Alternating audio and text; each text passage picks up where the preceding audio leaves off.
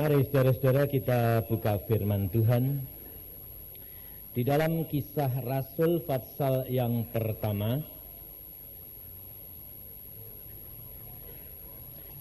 Kisah Rasul pasal pertama, mulai ayat yang pertama. Karena hari ini saudara, hari kenaikan Tuhan, kita harus memperhatikan apa yang kita lakukan selama kita di dalam dunia ini. Di dalam Kisah Rasul 1 pasal 1 ayat 1 mulai, hai Theophilus, dalam bukuku yang pertama aku menulis tentang segala sesuatu yang dikerjakan dan diajarkan Yesus sampai pada hari ia terangkat. Sebelum itu ia telah memberi perintahnya oleh Roh Kudus kepada rasul-rasul yang dipilihnya. Kepada mereka ia menunjukkan dirinya setelah penderitaannya selesai, dan dengan banyak tanda ia membuktikan bahwa ia hidup. Sebab selama 40 hari ia berulang-ulang menampakkan diri dan berbicara kepada mereka tentang kerajaan Allah. Pada suatu hari ketika ia makan bersama-sama dengan mereka, ia melarang mereka meninggalkan Yerusalem dan menyuruh mereka tinggal di situ menantikan janji Bapa yang demikian katanya, telah kamu dengar daripadaku, sebab Yohanes membaptis dengan air, tetapi tidak lama lagi kamu akan dibaptis dengan Roh Kudus. Maka bertanyalah mereka yang berkumpul di situ, Tuhan, maukah engkau pada masa ini memulihkan kerajaan bagi Israel? Jawabnya, engkau tidak perlu mengetahui masa dan waktu yang ditetapkan Bapa sendiri menurut kuasanya. Tetapi kamu akan menerima kuasa kalau Roh Kudus turun ke atas kamu, dan kamu akan menjadi saksiku di Yerusalem dan di seluruh Yudea dan Samaria dan sampai ke ujung bumi. Sesudah ia mengatakan demikian, terangkatlah ia disaksikan oleh mereka, dan awan menutupnya dari pandangan mereka. Ketika mereka sedang menatap ke langit, waktu ia naik itu, tiba-tiba berdirilah dua orang yang berpakaian putih dekat mereka dan berkata kepada mereka, hai orang-orang Galilea, mengapakah kamu berdiri melihat ke langit? Yesus ini yang terangkat ke surga meninggalkan kamu, akan datang kembali dengan cara yang sama seperti kamu melihat dia naik ke surga. Sampai di sini. Saudara, kita perhatikan bahwa Tuhan Yesus ini di dalam ayat-ayat ini dikatakan oleh Lukas. Lukas adalah seorang dokter. Dia adalah seorang sarjana di mana dia tidak dapat menulis begitu saja tanpa membuktikan. Maka kalau saudara melihat kitab Lukas, saudara akan tahu cara kerja daripada Lukas. Demikian teliti dan meminta bukti-bukti. Di dalam ayat-ayat ini dikatakan bahwa selama 40 hari Tuhan Yesus menyatakan dirinya bahwa dia hidup. Bahkan di dalam Injil Lukas dikatakan bahwa pintu-pintu terkunci sekalipun Yesus masuk. Yesus kadang-kadang hilang, kadang-kadang ada. Jadi untuk Tuhan Yesus selama 40 hari itu dia naik ke surga, turun, naik ke surga, turun, muncul sana, muncul sini. Nah, sekarang apa perlunya saudara Dia menampakkan diri, lalu setelah 40 hari dia naik ke surga dilihat oleh murid-muridnya. Gunanya apa? Kita kerap kali tidak memikirkan, saudara. Mengapa Tuhan Yesus pada waktu dia mau kembali ke surga, padahal selama 40 hari itu dia naik turun. Gampang enggak buat Tuhan? Hah? Lah buat apa kok dia lalu pada waktu naik kok supaya orang lihat semua? Kenapa? Buat apa? Buat demonstrasi? Hah? Atau buat buat apa itu? Buat kenang-kenangan. Saudara perhatikan, luar biasa Allah ini. Allah ini dia mau menyelamatkan manusia. Dia memakai cara manusia untuk dapat mengenal dia, melihat satu kenyataan dan membuktikan bahwa dia itu memang benar-benar manusia dan Allah. Sebab kalau Allah itu tidak pernah kelihatan, betul enggak? Hah? Wong Allah itu roh. Nah, saudara pernah lihat roh enggak? Hah? Loh. Pernah lihat roh enggak? Enggak. Tapi sebagian mesti lihat, orang kebatinan mesti pernah lihat. Dan banyak orang Kristen yang bekas kebatinan itu banyak. Loh. Lah malaikat itu roh enggak? Hah? Roh. Lah Maria ketemu malaikat enggak? Iya, jadi orang-orang tertentu bisa lihat kalau mata rohaninya dibuka. Nah, saudara belum pernah lihat toh? Berarti mata rohanimu belum pernah kebuka loh. Maka dari itu saudara, kita tidak dapat menyalahkan satu kepada yang lain. Karena apa? Kita harus belajar. Karena apa? Tuhan Yesus berkata, kita itu saling melengkapi. Perhatikan, ada yang matanya dibuka, ada yang tidak. Yang dibuka memberi kesaksian kepada yang tidak dibuka. Kalau yang tidak dibuka, jangan ngotot minta dibuka. Kenapa? Kalau malah terbuka, ketakutan kamu nanti. Sebabnya Yesus itu cara kerjanya luar biasa. Sampai saya kerap kali berkata begini. Kerap kali kalau saya sembahyang itu tidak minta apa-apa, tapi malah cuma ngomong ngagumi Tuhan. Sampai saya itu selalu ngomong, ya Tuhan, aku kok heran lihat Anda itu. Bingung aku sampai Anda. Engkau itu memang aneh, tapi ya unik, saya bilang.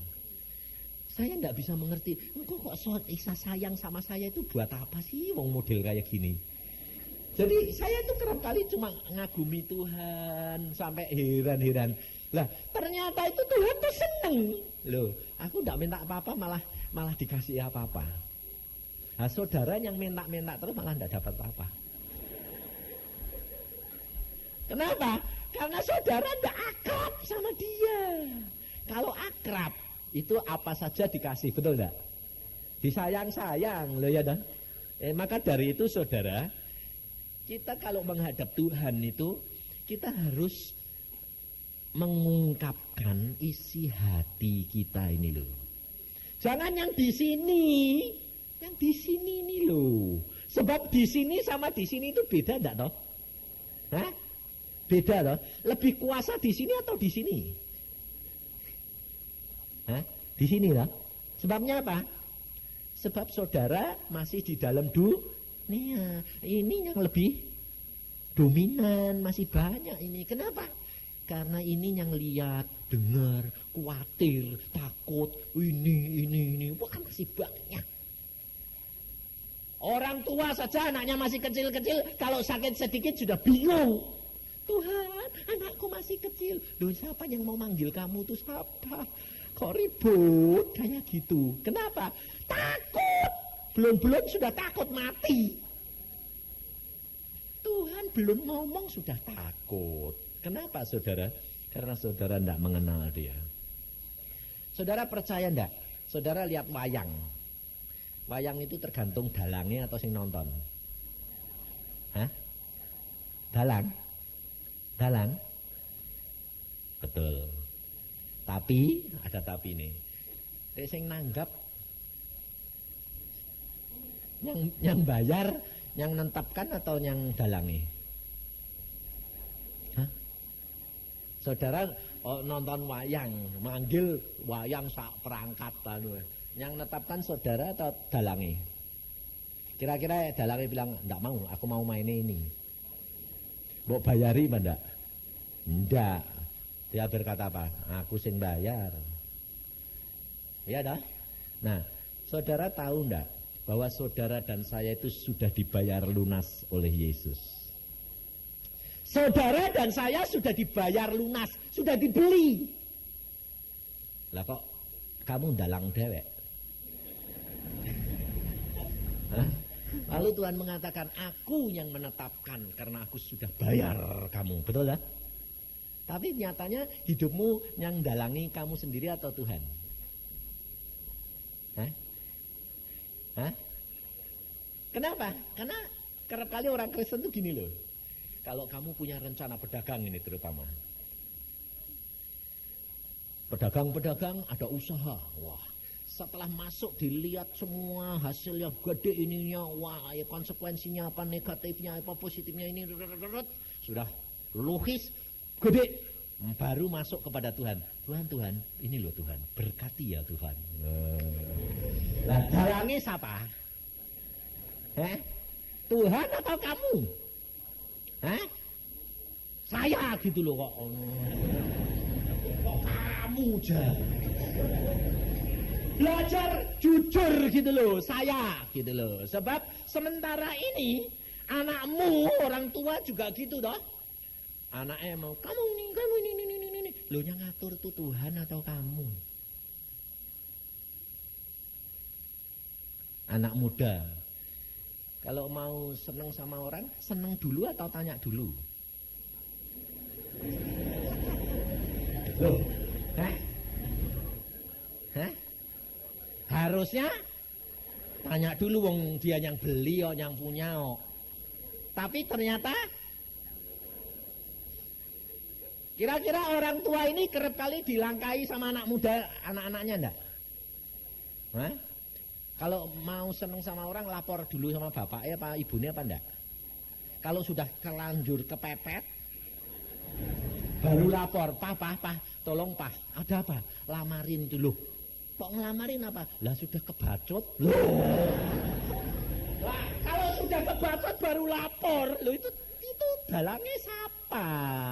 Loh yang bayari itu siapa? Orang tuanya atau anaknya? Ini loh saudara. Kita kerap kali dilampaui, orang tua ini dilampaui oleh anak-anak, tapi anak-anak orang tua ini tidak sadar kalau dia ini ngelampaui Yesus. Maka dari itu saudara, kita harus belajar dari Tuhan Yesus. Tuhan Yesus, dia tahu bahwa dia adalah anak Allah. Maka dari itu dia pada waktu turun ke dalam dunia, selama dia di dalam dunia dia sebut namanya selalu, aku anak manusia. Sebab dia mau memberi contoh kepada saudara dan saya bagaimana menjadi manusia yang diperkenan oleh Allah. Sebab Allah yang punya segala-galanya, Allah yang membayar saudara dan saya. Dan Yesus memberikan contoh. Maka pada waktu dia di dalam dunia, dia yang merencanakan segala-galanya adalah Bapa. Pada waktu dia memilih 12 murid, Yesus berdoa semalam suntuk. Padahal Tuhan Yesus itu kalau sembahyang sebentar enggak. Lazarus mati saja Tuhan Yesus cuma ngomong apa? Bapak, aku tahu bahwa engkau selalu dengar doaku. Wah, ngomongnya enak loh. Kamu pernah berani doa gitu? Tidak berani. Kenapa? Karena kamu tidak akrab. Kalau kamu akrab seperti Yesus sama Bapak, berani. Bapak, aku tahu loh engkau selalu dengar nama doaku. Loh, hebat toh. Lalu cuma ngomong, Lazarus keluar. Orang mati 4 hari sudah bosok, keluar.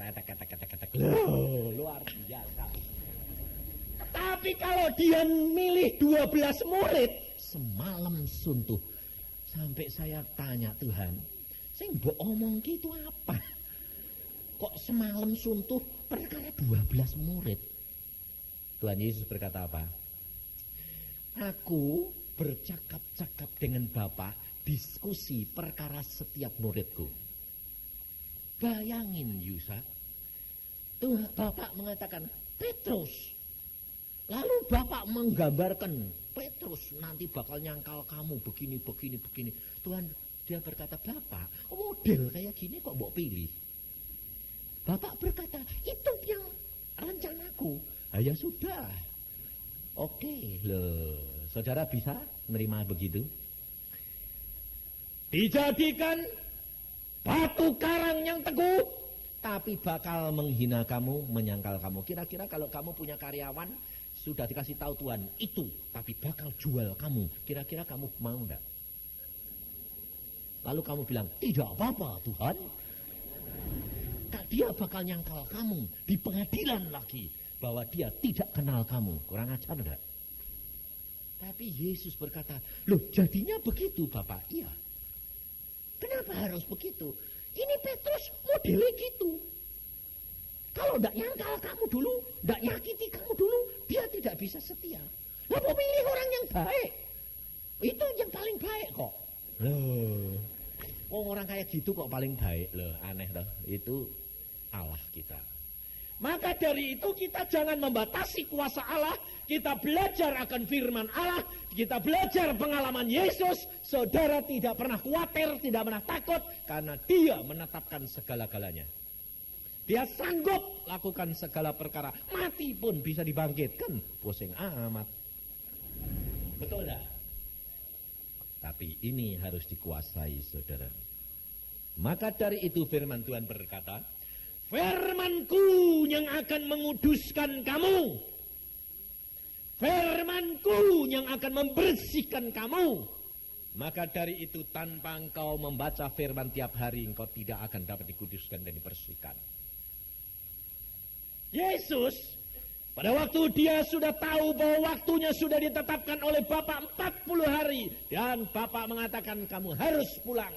Yesus bertanya kepada Bapa, apa yang aku harus lakukan? Nampakkan dirimu. Buktikan. Sebab manusia tidak percaya tanpa bukti. Maka dari itu saya selalu katakan, alami. Baca Alkitab, alami secara pribadi. Jangan sekedar dengar. Dan kamu mengatakan, waduh, hebat ya. Hebat. Percuma, saudara. Alami sendiri. Memang kalau ngalaminya itu ngeri. Jangan kamu kira kalau ngalami firman itu enggak ngeri. Ngeri, tapi enak. Yang penting kan enaknya toh. Apa ngeri nih? Enaknya itu yang penting.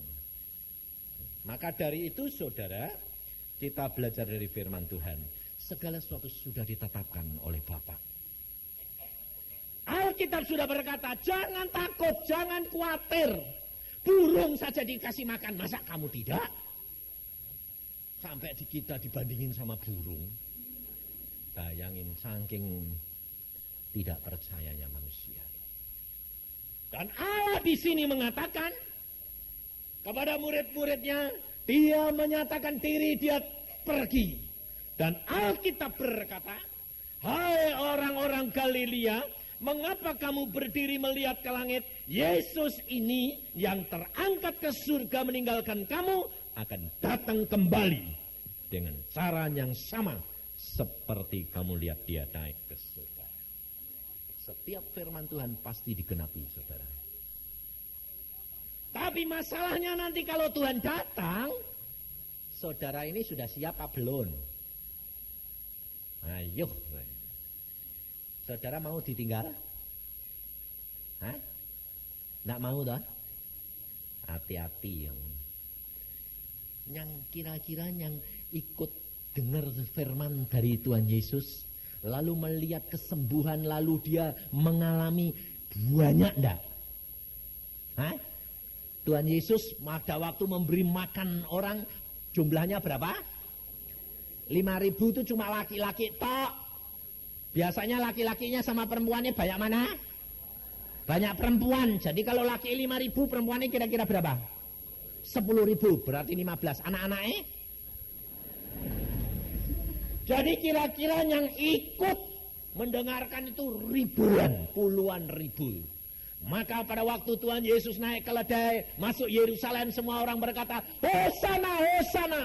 Tapi pada waktu Yesus naik ke atas kayu salib, salibkan dia, salibkan dia. Dan pada waktu Tuhan Yesus naik ke surga, yang matanya boleh dibukakan dan lihat cuma berapa? 500 orang. Yang diberi makan laki-lakinya 5.000, yang ditulis yang boleh lihat Tuhan Yesus naik ke surga 500. Berapa persen? 5.500. Berapa persen? Orang segini banyaknya, kalau 10% berapa? Hati-hati saudara. Tidak jaminan kalau saudara lalu ikut rombongan rame-rame, lalu saudara sudah tercatat di dalam kerajaan surga. Hati-hati saudara. Maka dari itu kita harus alami secara pribadi. Kerap kali saya katakan, masuk surga tidak gandeng-gandengan. Pokoknya dewek-dewek. Tidak usah gandeng-gandengan. Sebab apa? Sebab ternyata suami istri pun susah diajak masuk surga. Istri kadang-kadang, ayo toh sembahyang. Sembahyang dewek-dewek. Masuk surga gandeng-gandengan. Padahal Alkitab mengajar kepada kita, rahasianya itu adalah apa? Kasih, kasih, bersatu, bersatu, bersatu. 2 atau 3 orang berkumpul dalam namaku, Yesus hadir.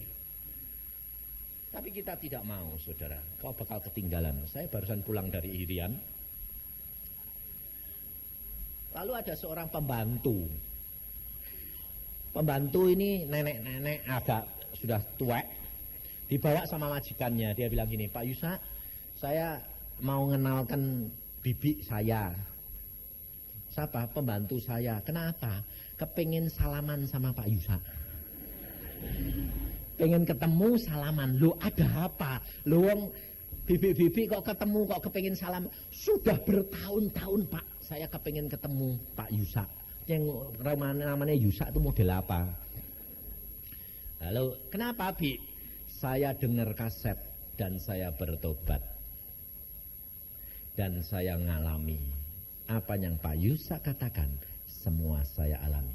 Betul Pak, Yesus itu hebat Pak. Bayangin saudara, kamu bakal ketinggalan kamu sama bibi-bibi gue ya. Dan dia, padahal dia ini pembantu, tidak bisa baca. Tapi dia lalu bilang sama nyonyahnya, Nyonya, bagaimana ya saya bisa baca Alkitab, sebab hamba Tuhan itu berkata baca Alkitab, alami. Lalu diajari sama nyonyai huruf demi huruf. Sekarang baca Alkitab lancar dan semua Alkitab sudah dibaca. Sudah belum? Enak-enak kowe ya di kota ya, nanti ketinggalan orang kota kowe. Dia baca Alkitab, dia lalu dengar khotbah, dia berkata apa di dalam kaset? Kalau engkau percaya sesuai dengan firman Tuhan, lakukan firman, Yesus akan menyatakan dirinya kepadamu. Di dalam Yohanes 14 ayat 21 jelas katakan. Dan dia berkata apa? Tuhan, amin. Dia ketemu Tuhan Yesus. Waktu malam-malam dia tidur, di sebelah tempat tidurnya ada berdiri orang tinggi.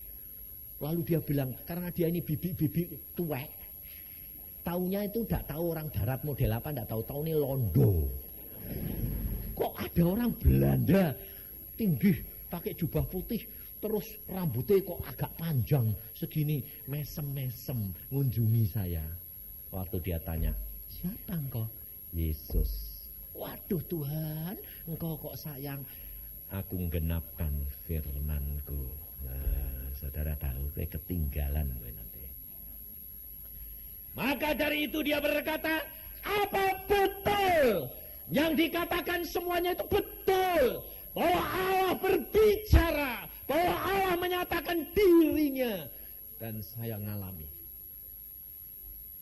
Sampai nyonyahnya itu bingung, saudara. Kenapa? Dia sekarang sedikit-sedikit sembayang. Bibi ini kadang-kadang dicari nyonya hilang. Kamarnya tidak ada, di dapur tidak ada, di tempat cucian tidak ada. Dan lalu anaknya tanya, Bibi kemana? Keluar? Tidak. Ini kemana ya? Mestinya sembahyang, cuma di mana? Nyumput ini. Tidak taunya apa saudara? Dia sedang membersihkan kamar mandi, lalu dia masuk baknya sedang dipel. Lalu di situ Tuhan berkata, sembahyang. Ya nongkrong di situ sembahyang. Jadi diam karena dia masuk bak kamar mandi. Waktu dicariin, si nyonyanya mau masuk ke kamar mandi kencing. Lu kok kosong? Dilihat, isinya orang bukan air. Oh sembahyang, bayangin saudara. Dan bibi ini berkata, aku kerap kali tidak bisa menyelesaikan pekerjaanku, tapi nyonya mengajarkan, minta pertolongan malaikat untuk dikirim membantu, dan semuanya sekarang selesai. Dan betul itu, Allah luar biasa. Bahwa Allah turut bekerja sama mendatangkan kebaikan bagi orang yang mengasihi dia, yang terpanggil sesuai dengan rencana Allah. Dan itu dibuktikan semuanya. Maka dari itu saudara, engkau bakal ketinggalan kalau engkau tidak belajar dari firman Tuhan. Kita harus sadar bahwa Tuhan Yesus sudah berkata bahwa apanya difirmankan semuanya akan digenapi. Bahwa surga itu tetap memang ada. Dan kalau saudara sudah pergi ke sana, saudara akan tidak sayang dengan apa yang ada pada kamu. Karena Tuhan Yesus berkata, di sini dikatakan tentang kerajaan. Yesus berkata di dalam ayat yang ketiga, akhir. Sebab selama 40 hari ia berulang-ulang menampakkan diri dan berbicara kepada mereka tentang kerajaan Allah. Tuhan Yesus sendiri memberikan perumpamaan seperti seorang yang mendapatkan harta karun, yang tahu bahwa harta itu terpendam itu sangat berharga, dan dia jual semua harta miliknya untuk membeli tanah itu, karena dia tahu harta di situ berlipat-lipat kali ganda. Demikian juga dengan kerajaan surga, saudara. Kalau saudara dan saya dijanjikan bahwa kerajaan surga itu ada dan luar biasa, saudara tidak akan sayang melepaskan semua yang saudara punya, sampai diri saudara sekalipun, mati sekalipun, engkau masuk ke dalam kerajaan surga belum cukup untuk membayar itu semua. Karena hanya melalui pengorbanan Allah sendiri Yesus, maka saudara dan saya dapat masuk dalam kerajaan surga. Tapi saudara masih terikat. Makanya saudara, kalau saya khotbah kerap kali saya berkata, saya ini sudah kepengen pulang. Tapi Tuhan selalu berkata, tugasmu belum selesai nak, selesaikan dulu. Waktunya nanti aku panggil kamu pulang. Sebab apa saudara? Sebab saya sudah dibawa ke surga, saya lihat sendiri semua firman Tuhan digenapkan. Luar biasa, saya katakan, Tuhan di sini luar biasa. Tidak ada ketakutan, kekhawatiran, tidak ada penderitaan, semua sukacita. Dan Tuhan berkata, harga yang kamu bayar di dalam dunia, mahal atau murah? Murah luar biasa Tuhan untuk mendapatkan masuk dalam kerajaan surga. Sebab harga itu sudah dibayar oleh Yesus. Maka dari itu jangan main-main saudara. Tuhan Yesus pada waktu dia mau naik ke surga, Pada waktu dia mau selesai tugasnya di bumi, dia berkata apa? Kita lihat di dalam Yohanes pasal yang ke-17. Apa yang menjadi doa Tuhan Yesus? Dan ini adalah nubuatan dan ini adalah ajakan bagi saudara dan saya. Tuhan Yesus sebelum dia pulang, sebelum dia naik ke surga, dia berdoa untuk saudara dan saya. Dia tidak hanya berdoa untuk murid-muridnya 12 orang, tetapi dia berdoa untuk saudara dan saya.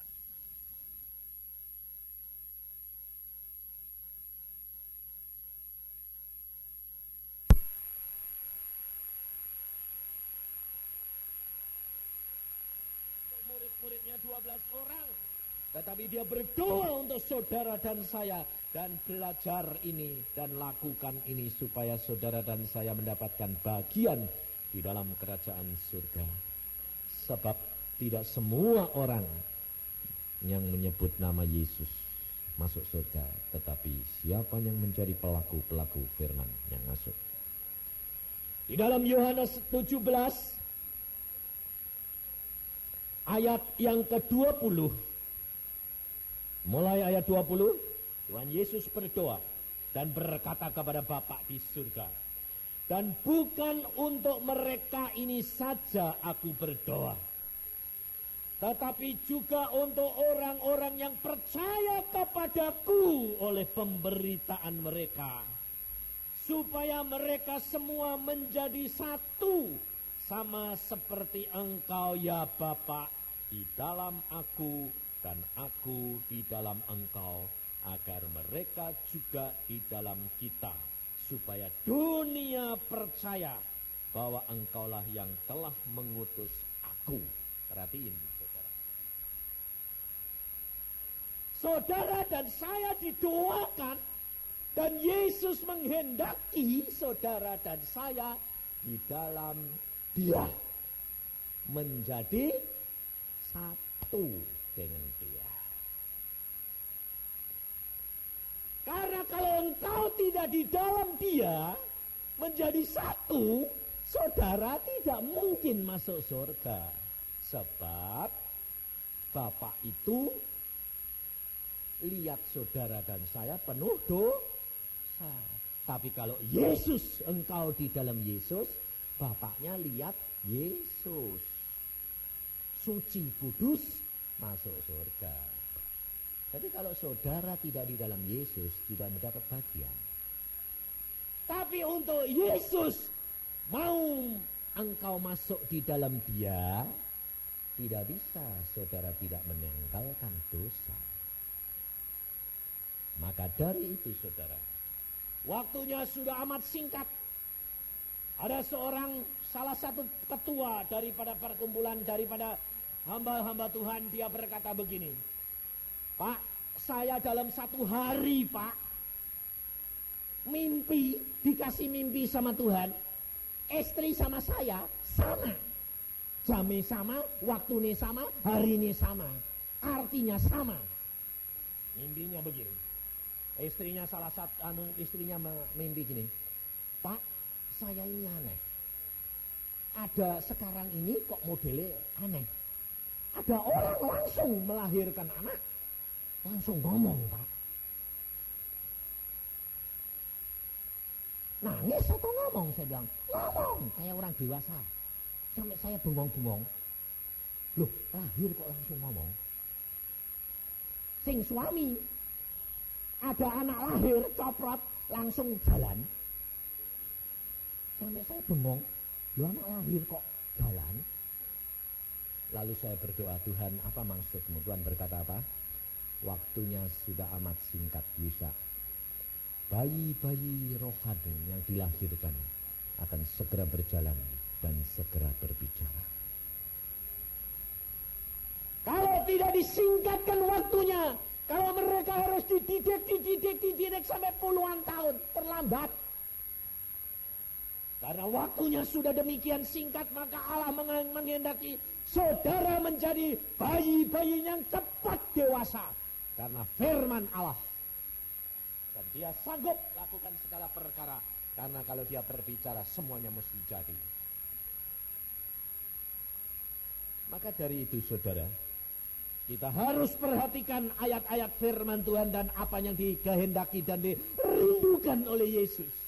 Bahwa saudara dan saya masuk di dalam Dia dan segera menjadi dewasa di dalam Dia dan tidak bayi-bayi terus, kerdil terus. Karena waktunya sudah amat singkat dan kedatangan Tuhan Yesus sudah di ambang pintu. Alkitab sudah berkata bahwa apa yang difirmankan semua digenapkan. Dan saudara perhatikan di dalam Injil Lukas,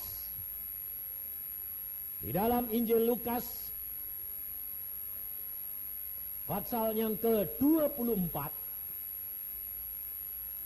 ayat yang ke-25,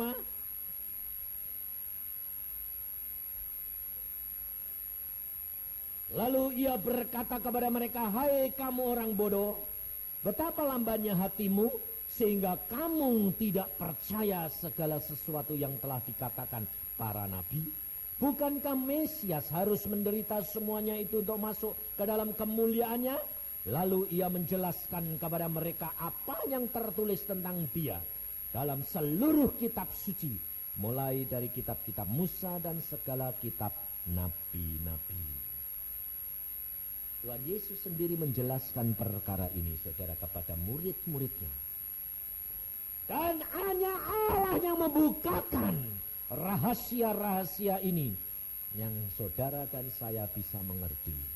Tanpa dibukakan oleh Allah, saudara tidak akan mengerti.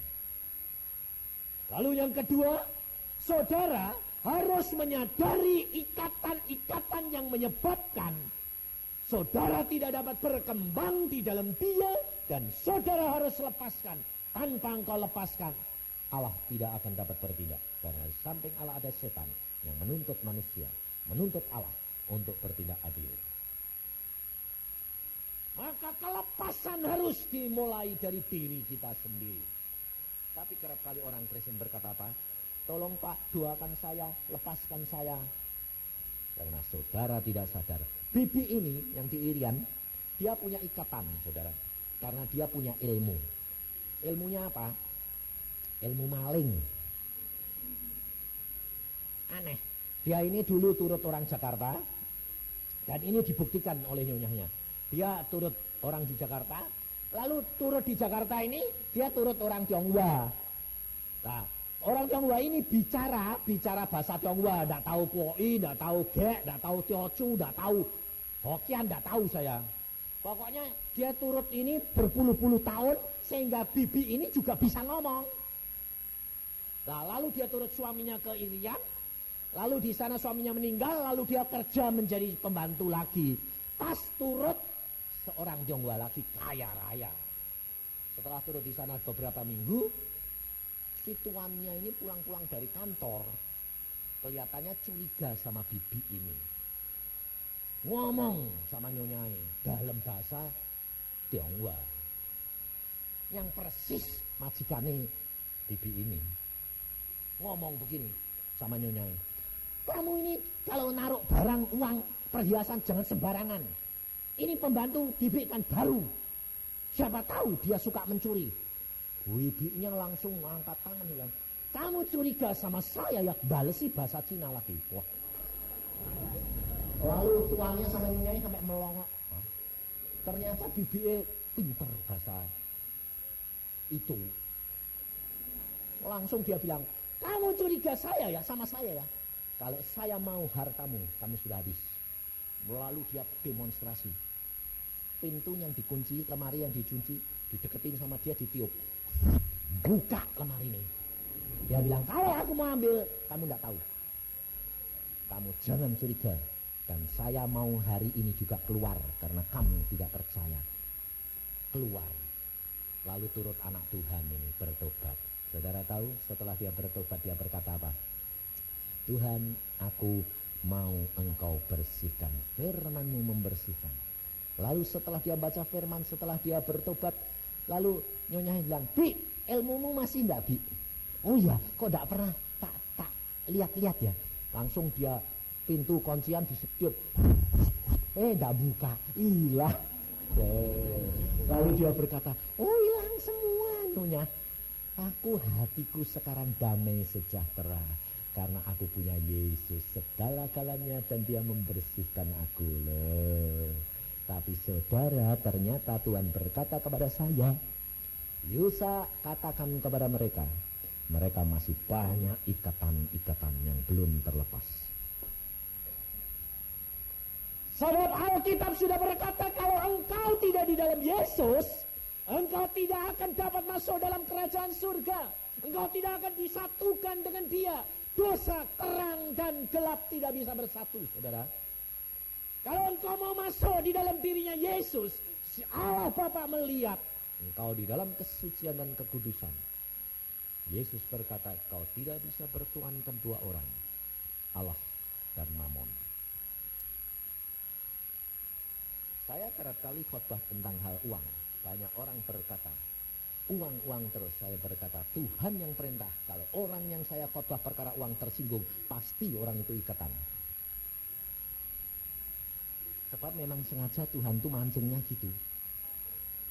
Maling selalu berteriak, maling. Maka dari itu Tuhan berkata, katakan, sebab jangan saudara kira bahwa ikatan dengan Mamon itu gampang. Ini dialami oleh seorang anak Tuhan, hamba Tuhan yang sudah bertobat. Dan Tuhan berkata, banyak hamba-hambaku akan jatuh karena Mamon. Mereka tidak sadar, saudara. Salah satu contoh, ada seorang tua, dia bilang sama anaknya berkata begini, nak, aku mau beli kacamata. Nah, setiap dia ngomong sama anaknya, ngomong mau beli kacamata terus. Nah, anak-anaknya ngasih terus loh. Yang satu ngasih 200, yang satu ngasih 100, yang satu ngasih 100, jadi 400. Lalu dia beli kacamata, tanya ke optik, cuma 175. Loh, harusnya kan beli toh. Tapi karena ini masih ada ikatan, mikir, buat apa beli kacamata? Buat baca aja kok di optik 175. Beli di tukang loak saja toh, kan murah. Akhirnya ke tukang loak. Lalu tukang loaknya berkata begini, ini baru, murah lagi 20. Mana ada barang baru 20, pasti barang curian loh. Roh Kudus ngomong, jangan beli, itu barang curian, barang kutuk. Aku kan tidak salah Tuhan, ini orang jual, saya beli. Dibeli. Apa terjadi saudara? Ya beli, bawa pulang, diam-diam tidak ngasih tahu anaknya, tapi mesti dimarahin. Naik mobil, kaca mobilnya pecah. Tidak ada apa-apa, kena tanah, bersimpangan dengan mobil lain, tanahnya loncat, kena kaca, biar kacanya pecah semuanya. Lalu Tuhan bicara, karena kamu beli kacamata 20, kamu mesti membayar kaca mobil mahal. Saya ngalami loh saudara, saya dulu ngalami. Saya beli apa? Nah, cuma beli tang. Di Bance saya tanya tang berapa? 2000 dulu. Di tukang loak 200. Nah saya bilang sama-sama butuh tang ndak baru. Beli tukang loak saya barang curian 200. Saudara tahu? Saya bawa pulang, Tuhan berkata, kamu beli barang kutuk ya, karena kamu terikat uang. Terikat uang bagaimana Tuhan? Kenapa kamu tidak beli uang 2000 ya kamu bisa? Lah ini murah kok Tuhan. Barang curian, barang kutuk. Apa terjadi? Besok bangun-bangun, mobil saya dibuka orang, alat mobil semua digotong orang. Semua bekakasnya hilang semua. Angkut hilang, saya bilang buka-buka. Wah jadinya lebih dari 200 ini. Repot hilang semua, bayarnya mahal saudara. Sebab kamu masih terikat oleh Mamon, hati-hati. Sebab kamu juga begitu. Beli barang yang murah saja.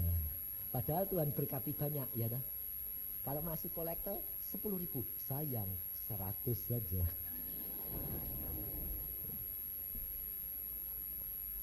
Pantesan setiap kali berkat itu miliknya anak-anak Tuhan yang tambah kaya, tambah kaya, tambah kaya. Karena apa? Berkatnya tambah terus. Karena apa?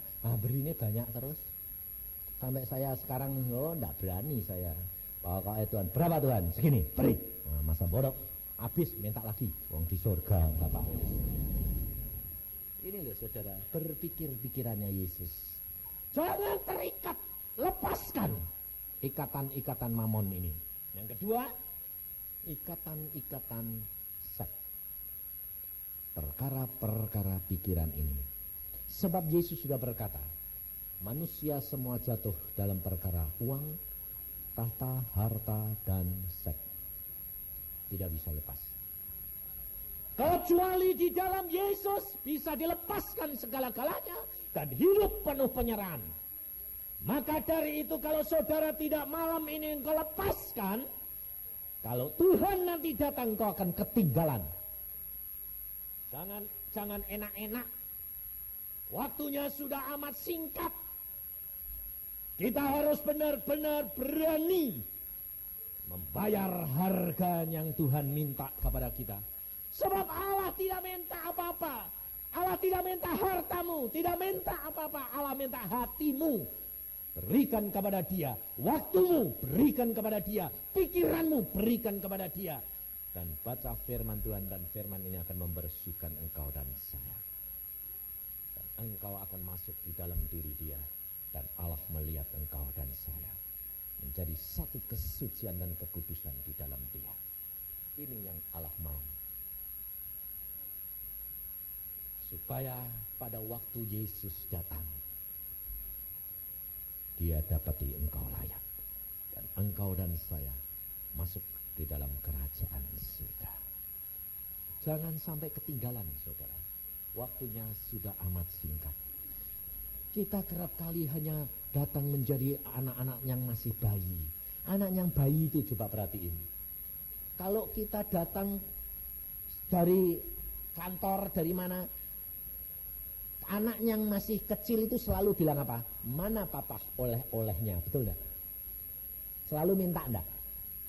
Kira-kira kalau orang anaknya sudah dewasa, tanya gitu kamu ketawain enggak? Anakmu sudah dewasa, lalu asal ketemu, mana pak oleh-olehnya? Kamu ini kok kayak anak bayi aja, minta oleh-oleh terus loh, betul enggak? Saudara, kita tidak sadar bahwa engkau dengan Yesus itu cuma selalu minta. Tetapi saudara harus berubah menjadi dewasa. Saudara yang masuk dalam rencana Allah atau Allah yang masuk dalam rencanamu. Yesus selalu berkata, kehendak Bapa yang jadi. Yesus selalu dia masuk dalam rencananya Bapa. Bukan Bapa yang masuk dalam rencana saya. Tapi saudara, selalu Bapak masuk rencana saya, betul? Kamu punya Papa? Tuhan berkati ya. Loh, kamu enggak tanya-tanya kok minta diberkati. Lalu, kalau kamu mau ngerjakan apa terlalu capek, Tuhan berkata, kerja nak 6 hari, 1 hari untuk Tuhan. Wah Tuhan, kesempatan ini, kebut aja dulu. Kalau sudah sakit, Tuhan sembuhkan dong. Tuhan berkata, rencananya siapa? Rasain lu sekarang sakit. Habis uangnya, untungnya jadi habis kerja, habis buat bayarin dokter. Lah ya dokter ya kerja, dokter tidak ada orang sakit nanti tidak makan. Lah kamu kerja ngotot-ngotot jadi sakit bayar dokter, habis lagi. Lah saudara tahu, kalau engkau disakit berarti Yesus kasih kepadamu, jangan engkau ditegur. Kalau engkau dan saya menyenangkan hati Dia, engkau tidak usah minta, pasti diberi. Dia Allah yang luar biasa. Coba kita lihat, kenapa kita sama Bapa menjadi satu di dalam Dia. Di dalam Yohanes pasal yang ke-17, coba perhatikan saudara, kita akan tahu di dalam Yohanes 17 ayat yang ke-25-26. Ya Bapa yang adil, memang dunia tidak mengenal engkau, tetapi aku mengenal engkau, dan mereka ini tahu bahwa engkaulah yang telah mengutus aku. Dan perhatikan, Aku telah memberitahukan namamu kepada mereka, dan aku akan memberitahukannya supaya kasih yang engkau berikan kepadaku ada di dalam mereka, dan aku di dalam mereka. Perhatiin, aneh enggak? Nama Bapa diberitahukan, nama Allah diberitahukan kepada saudara dan saya, supaya kasihnya Bapa di dalam diri saya. Nama yang mana yang dikasih tahu? Hah? Ayo. Namanya Allah yang mana yang dikasih tahu buat saudara supaya kasihnya itu ngalir? Hah? Yesus? Loh, di sini namamu Bapak. Siapa? Loh, Bapak sama Yesus itu lain apa sama? Hah?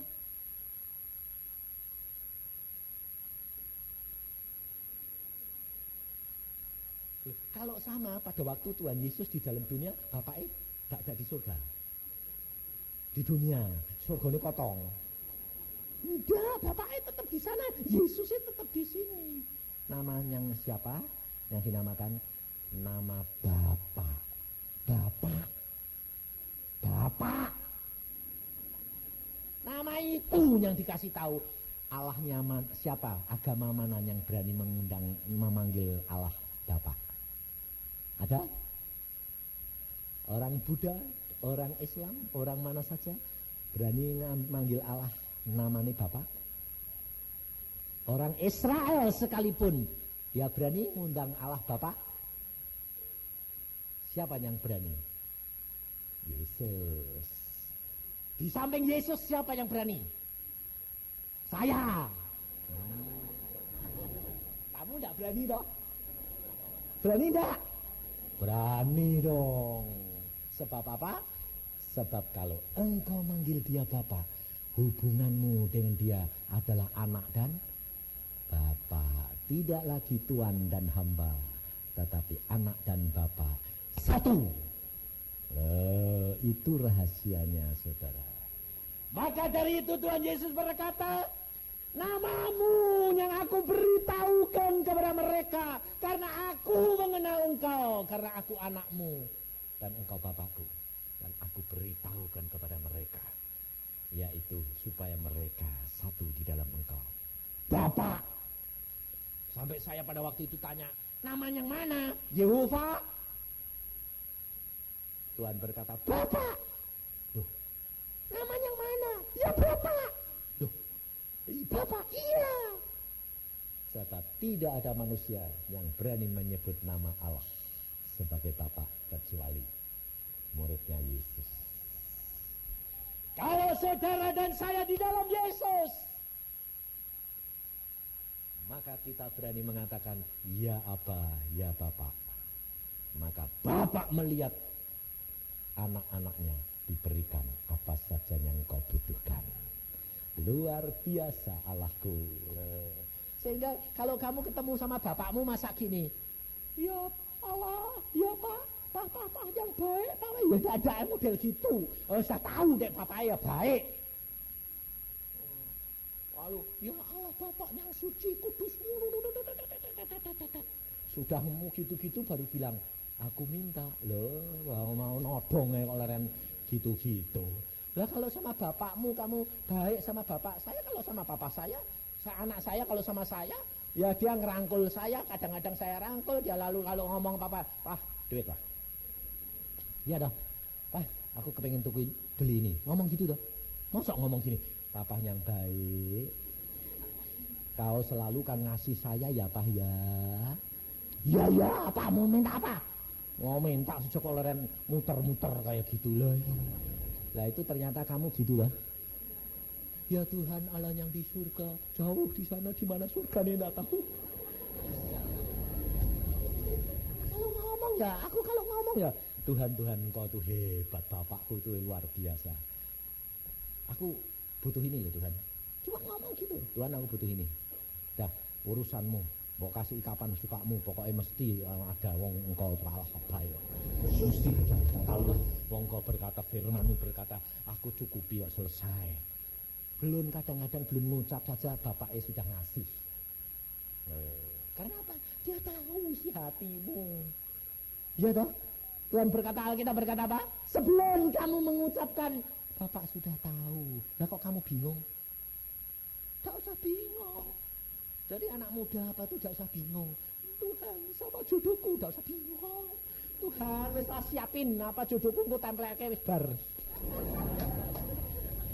Tak usah pusing-pusing. Jangan lalu gini. Tuhan, aku seneng ini loh. Allah masuk rencanamu lagi. Itu kerdil, itu kecil. Kita masuk dalam rencana Allah. Allah akan merencanakan kita. Dan hidup kita akan penuh dengan kebahagiaan. Lepaskan ikatan-ikatan itu. Lepaskan kelemahan-kelemahan daging. Sangkal diri. Saya selalu katakan apa? Kalau engkau tidak baca Alkitab tiap hari, kalau engkau tidak membaca, berdoa tiap hari, minimal di jumlah-jumlah itu 1 jam, saudara tidak akan dapat bergaul erat dan melekat kepada Dia. Engkau tidak akan akrab tanpa bergaul dengan Dia. Datang dekat, datang dekat, datang dekat. Enak, saudara. Sebab saya tadi mau ke sini, saya datang dari Bandung jam 3 baru sampai di rumah Pak Rudi. Saya masuk kamar, saya bilang gini, saya terus terang. Sebetulnya orang bilang, masuk ya sembahyang dulu Pak, supaya nanti bawa firman. Saya enggak, saya terus terang, Tuhan aku capek, aku tahu tidur dulu ya. Nanti 1 jam tolong bangunin ya Tuhan, aku mau menghadap kepadamu karena mau menyampaikan firman untuk anak-anakmu. Lalu saya ngomong, tubuh, daging, pikiran, kamu capek, tidur dulu supaya nanti membawa firman Tuhan dengan seger. Amin. Tidur, bleksak, tidur dah. Habis itu bangun jebret, pas bayang Tuhan, engkau mau ngomong apa? Ini, wah hebat ya Tuhan engkau tuh. Wong anakmu tuh mbok sayang-sayang gini kok ndableke luar biasa. Maka saudara ini disayang Tuhan luar biasa. Saya cuma tanya, kasih tahu, omong ini, ajarkan mereka supaya di dalam aku, supaya kalau aku nanti datang jangan sampai ketinggalan. Sebab mereka sudah menyebut aku Bapak, tapi mereka tidak hidup dalam kekudusan dan kesucian, masih hidup dalam kekotoran dan kenajisan. Dan aku tidak suka, waktunya sudah singkat saudara. Jangan sampai nanti kalau sudah dia tempat tidur rumah sakit, sudah ada isa apa-apa, ampuni Tuhan, telat. Sementara sehat, berikan kepada dia yang terbaik. Maka Tuhan yang memeliharakan kita, dan Tuhan akan memberitahukan apa saja yang akan terjadi dalam dirimu kalau engkau menyenangkan hatinya Tuhan. Amin.